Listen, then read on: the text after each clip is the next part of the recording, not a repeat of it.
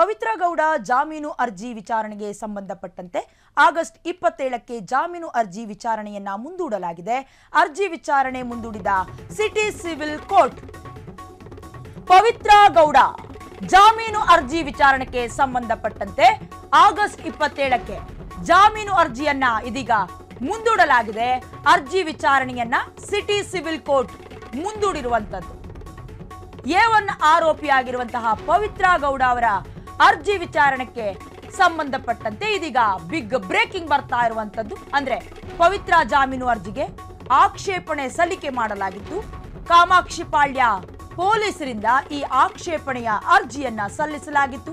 ವಿಚಾರಣೆ ಮುಂದೂಡಿದ 57ನೇ CCH court Pavithra Gowda ಅವರು ಏನು ರೇಣುಕಾ ಸ್ವಾಮಿ ಕೊಲೆ ಆರೋಪದ ಮೇಲೆ A2 ಆರೋಪಿಯಾಗಿರುವಂತವರು, ಇವರು ಜಾಮೀನು ಬೇಕು ಅಂತ ಅರ್ಜಿಯನ್ನ ಕೇಳಿದ್ರು. ವಿಚಾರಣೆ ಮುಂದೂಡಿದ 57ನೇ CCH ಕೋರ್ಟ್ ಪವಿತ್ರ ಜಾಮೀನು ಅರ್ಜಿ ವಿಚಾರಣೆ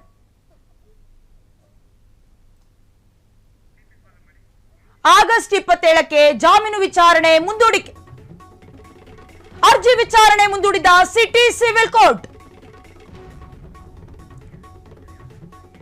A1 ಆರೋಪಿಯಾಗಿರುವಂತಹ ಪವಿತ್ರ ಗೌಡ ಅರ್ಜಿಯನ್ನ ವಿಚಾರಣೆಗೆ ಒಳಪಡಿಸಲಾಗಿತ್ತು. ಅದಕ್ಕೆ ಸಂಬಂಧಪಟ್ಟಂತೆ ಪವಿತ್ರ ಜಾಮೀನು ಅರ್ಜಿಗೆ ಇದೀಗ ಆಕ್ಷೇಪಣೆಯನ್ನ ಕೂಡ ಸಲ್ಲಿಕೆ ಮಾಡಲಾಗಿದೆ. ಅಂದ್ರೆ ಕಾಮಾಕ್ಷಿಪಾಳ್ಯ ಪೊಲೀಸರಿಂದ ಏನು ಆಕ್ಷೇಪಣೆಯನ್ನ ಸಲ್ಲಿಕೆ ಮಾಡಲಾಗಿತ್ತು, ಇದಕ್ಕೆ ಸಂಬಂಧಪಟ್ಟಂತಹ ವಿಚಾರಣೆಯನ್ನ 57ನೇ CCH ಕೋರ್ಟ್ ಇದೀಗ ಮುಂದೂಡಿದೆ. ಅಂದ್ರೆ A1 ಆರೋಪಿಯಾಗಿರುವಂತಹ ಪವಿತ್ರ ಗೌಡ ಅವರು ಜಾಮೀನನ್ನ ಸಲ್ಲಿಸಿದ್ರು, ನನಗೆ ಜಾಮೀನು ಬೇಕು ಅಂತ ಕೇಳಿಕೊಂಡಿದ್ರು. ಇದೀಗ ಆ ಜಾಮೀನಿನ ಅರ್ಜಿ ವಿಚಾರಣೆಯನ್ನ ಆಗಸ್ಟ್ 27ಕ್ಕೆ ಅರ್ಜಿಯನ್ನ ಮುಂದೂಡಿದೆ ಸಿಟಿ ಸಿವಿಲ್ ಕೋರ್ಟ್.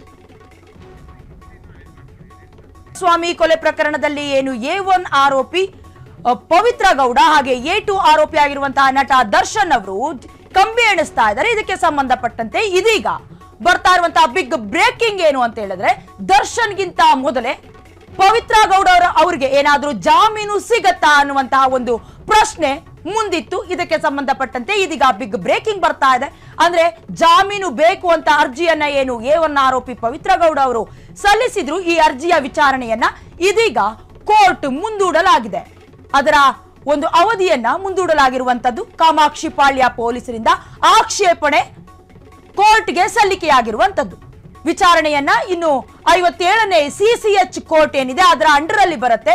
ಈ ಒಂದು ಕೋರ್ಟ್ ಪವಿತ್ರಾಗೆ ಜಾಮೀನನ್ನ ಇಷ್ಟು ಅಂದ್ರೆ ವೇಗವಾಗಿ ಕೊಡೋದು ಬೇಡ, ಏನಾದ್ರೂ ಹೊರಗೆ ಬಂದ್ರೆ ಸಡನ್ ಆಗಿ ಹೊರಗೆ ಬಂದ್ರೆ ಸಾಕ್ಷ್ಯವನ್ನ ನಾಶಪಡಿಸುವಂತಹ ಸಾಧ್ಯತೆ ಕೂಡ ಇರುತ್ತೆ. ಆದ ಕಾರಣದಿಂದ ಅರ್ಜಿಯನ್ನ ವಿಚಾರಣೆಗೆ ಮುಂದೂಡಿದೆ ಸಿಟಿ ಸಿವಿಲ್ ಕೋರ್ಟ್.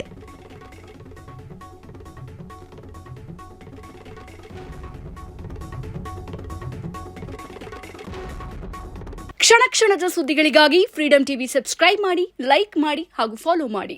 ಹೊಸ ಸುದ್ದಿಗಳ ನೋಟಿಫಿಕೇಶನ್ಗಾಗಿ ಬೆಲ್ ಐಕಾನ್ ಮೇಲೆ ಕ್ಲಿಕ್ ಮಾಡಿ.